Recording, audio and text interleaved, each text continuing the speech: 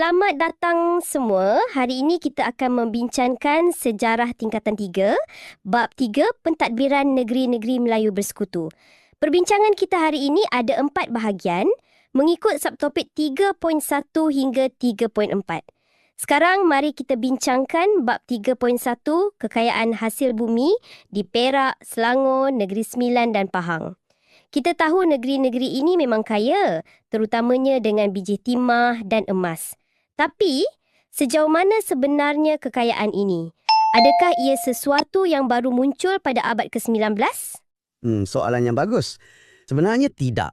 Biji timah ni contohnya dah jadi satu komoditi yang hangat sejak zaman Kesultanan Melayu Melaka lagi. Oh, jadi dah lama sebenarnya ya? Ya, sangat lama. Kalau kita undur ke abad ke-15, pelombong-pelombong Melayu dah pun aktif melombong, guna kaedah tradisional macam lampan. Kekayaan ini, sudah tentulah menarik perhatian kuasa luar. Mesti. Menjelang abad ke-16 dan 17, kekayaan timah Perak begitu terserlah, sampaikan Kesultanan Aceh meletakkan Perak di bawah naungannya. Macam mana pula dengan kuasa Eropah yang lain? Perak cuba guna kekayaannya untuk bermain strategi. Mereka guna hasil timah sebagai modal untuk dapatkan perlindungan Portugis di Melaka. Kiranya sebagai satu cara untuk lepaskan diri dari cengkaman Aceh. Okey, faham. Kemudian, pada abad ke-18, Sultan Perak, Sultan Muzaffar Shah, ada buat perjanjian untuk jual biji timah kepada Belanda.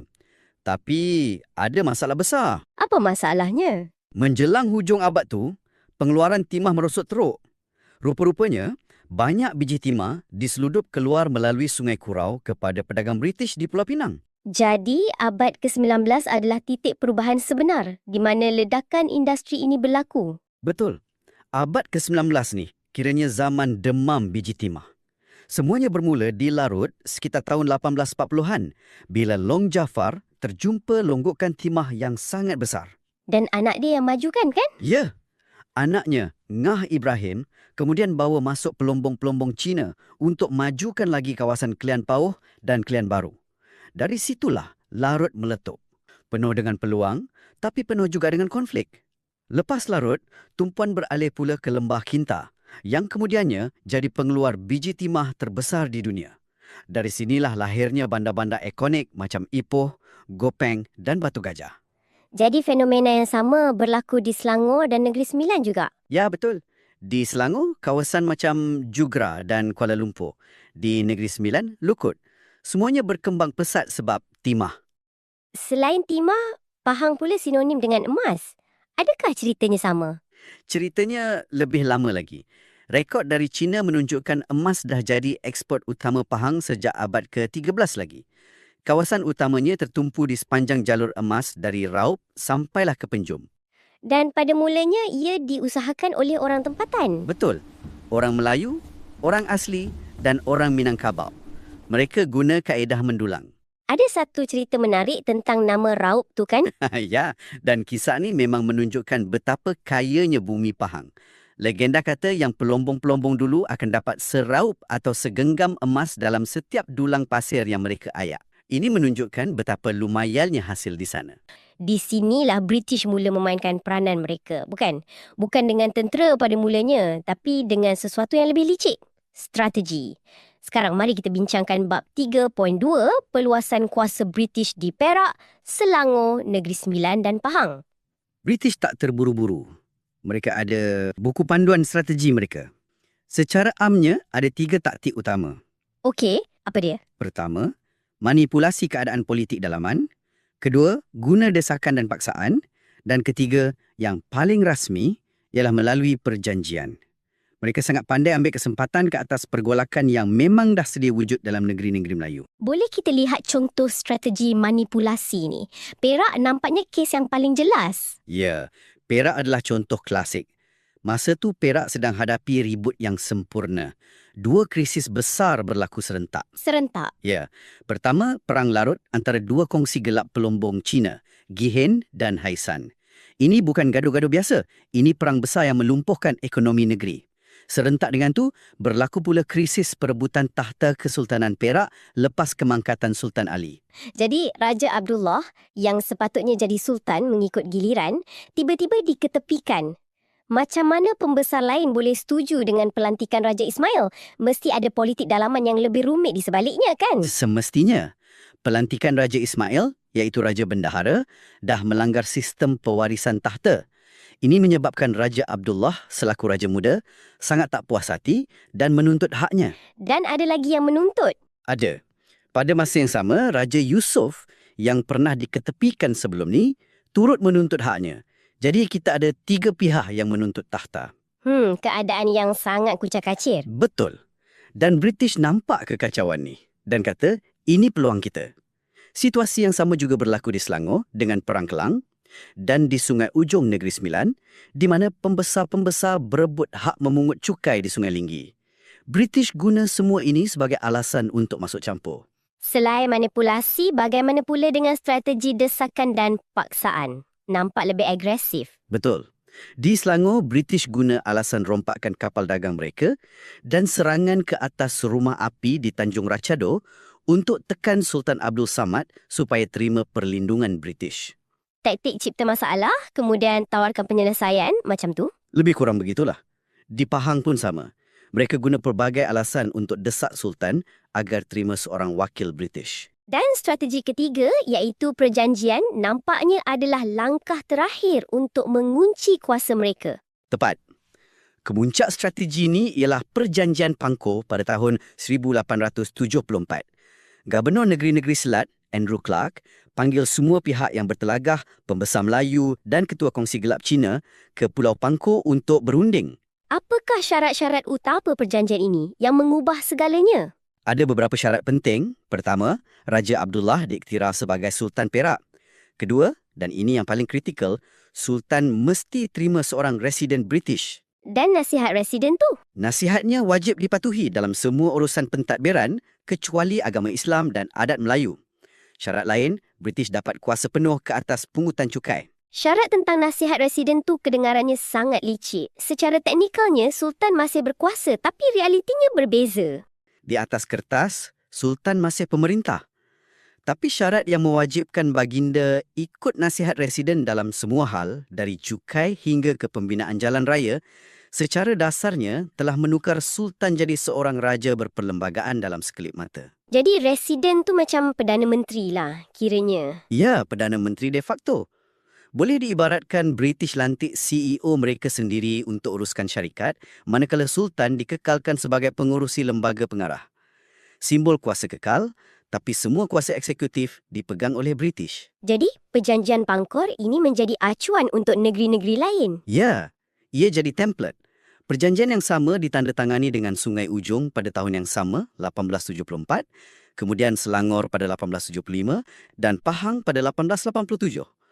Inilah yang memperkenalkan sistem residen secara rasmi. Dan kesannya, kuasa Sultan dan pembesar semakin berkurang. Ya, kedudukan mereka dikekalkan, tapi kuasa sebenar untuk mentadbir dan kutip hasil sudah hilang. Jadi, sistem residen ini telah berikan British kawalan ke atas setiap negeri secara individu. Tapi mereka tak berhenti di situ. Menguruskan 4 anak syarikat secara berasingan pastinya tak cekap. Mesti ada langkah seterusnya untuk selaraskan operasi. Sekarang, mari kita bincangkan bab 3.3, pembentukan negeri-negeri Melayu bersekutu. Bila anda nak selaraskan operasi, anda akan gabungkan semuanya. Mereka gabungkan Perak, Selangor, Negeri Sembilan dan Pahang di bawah satu pentadbiran pusat. Dan inilah yang dipanggil negeri-negeri Melayu bersekutu. Betul. Atau Persekutuan 1896. Kenapa mereka rasa penggabungan ini perlu? Bukankah sistem residen dah cukup kuat? Ada beberapa kelemahan dalam sistem residen. Pertama, setiap residen di setiap negeri bertindak seolah-olah mereka adalah raja di negeri itu. Kuasa mereka terlalu besar dan tak seragam. Jadi tak ada penyelarasan antara negeri. Tepat. Jadi, dengan membentuk persekutuan, British boleh letak seorang residen jeneral di Kuala Lumpur untuk kawal semua residen negeri. Jadi ia adalah soal kawalan dan kecekapan? Ya, kawalan, kejekapan dan penyeragaman. Dengan persekutuan, mereka boleh seragamkan undang-undang, sistem cukai dan pentadbiran tanah di keempat-empat negeri. Ini mudahkan urusan pelabur dan syarikat British. Okey, masuk akal. Selain itu, mereka dapat tubuhkan satu pasukan keselamatan bersama yang lebih kuat. Dan ada satu lagi faktor penting yang sering dilupakan. Apa dia? Ia adalah satu bailout atau misi penyelamatan kewangan. Masa tu, Pahang sedang hadapi masalah kewangan yang serius. Oh iya, kenapa? Akibat kejatuhan harga emas dan kos menentang kebangkitan pahlawan tempatan. Jadi, melalui persekutuan, negeri-negeri yang kaya raya macam Perak dan Selangor boleh salurkan dana untuk bantu Pahang. Kiranya negeri kaya tolong negeri yang kurang bernasib baik dari segi kewangan masa tu. Betul. Satu langkah strategik untuk pastikan kestabilan ekonomi di semua negeri naungan mereka. Menarik. Jadi, bagaimana pentadbiran persekutuan yang baru ini berfungsi? Adakah kuasa Sultan semakin terhakis? Sekarang, mari kita bincangkan bab 3.4, pentadbiran negeri-negeri Melayu bersekutu. Strukturnya ada 2 peringkat. Di peringkat negeri, Majlis Mesyuarat Negeri yang sedia ada dikekalkan dan dipengerusikan oleh Sultan. Apa fungsinya? Fungsinya untuk bincangkan hal ehwal pentadbiran dan gubal undang-undang di peringkat negeri. Tapi kuasanya kini lebih terhad. Dan di peringkat pusat, British tubuhkan Majlis Mesyuarat Persekutuan pada tahun 1909. Majlis ni ada kuasa yang jauh lebih besar untuk luluskan undang-undang bagi seluruh persekutuan. Siapa ahli-ahlinya? Keahliannya jelas menunjukkan siapa yang pegang kuasa sebenar. Pesuruhjaya tinggi British sebagai Presiden, Residen Jeneral, keempat-empat Sultan, keempat-empat Residen British dan beberapa ahli tidak rasmi. Jadi, ada Majlis Mesyuarat Negeri dan Majlis Mesyuarat Persekutuan yang kedengaran sangat formal dan birokratik. Tapi British juga wujudkan satu lagi badan yang dipanggil Durbar. Namanya saja kedengaran lebih gah dan istiadat. Adakah ini hanya untuk pertunjukan? Satu cara untuk buatkan sultan-sultan rasa penting atau ia ada fungsi sebenar? Itu satu pemerhatian yang tajam. Durbar memang diadakan dengan penuh adat istiadat.